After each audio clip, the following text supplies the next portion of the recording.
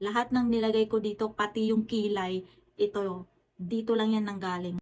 Ang ganda ng makeup natin, oh. Glam na glam. Hindi ba halata? Ito lang yung gamit ko eh. This is DW.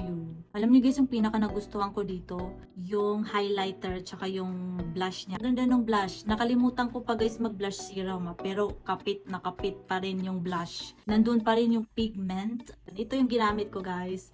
Magre-reapply tayo ulit. Okay. Grabe. Ang ganda ng shade.